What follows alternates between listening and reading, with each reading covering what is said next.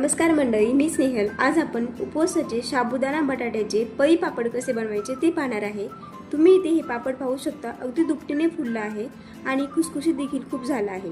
इथे मी पाव किलो साबुदाणा घेतला आहे। साबुदाणा रात्री मी भिजत ठेवला होता। त्यानंतर दोन कच्चे बटाटे घेतले आहे, चवीनुसार मीठ घेतले आहे आणि 4 ते 5 हिरवी मिरची देखील घेतली आहे।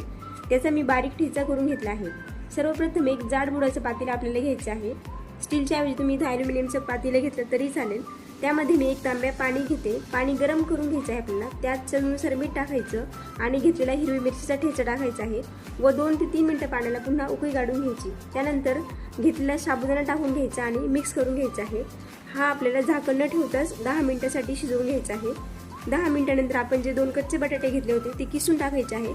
तुम्ही इथे उकडलेला बटाटा देखील टाकू शकता, पण कच्चा बटाटा टाकला तर चवीला खूप छान लागतो। आता हे आपल्याला मिश्रण 15 मिनिटं चांगलं शिजवून घ्यायचं आहे। झाकण न ठेवता सतत हलवत हे मिश्रण शिजवायचं आहे। पळीच्या साहाय्याने आता आपल्याला हे पापड उन्हामध्ये सुकवून घ्यायचे आहे। इथे मी काही पापड हे 2 दिवस कडकडीत उन्हामध्ये सुकवून घेतले आहे।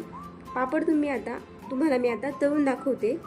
तुम्ही इथे पापड पाहू शकता, अगदी दुपटीने फुलले आहे आणि खुसखुशीत देखील खूप झाले आहे। तुम्हाला ही माझी रेसिपी कशी वाटली, आवडली असेल तर एक लाईक नक्की करा।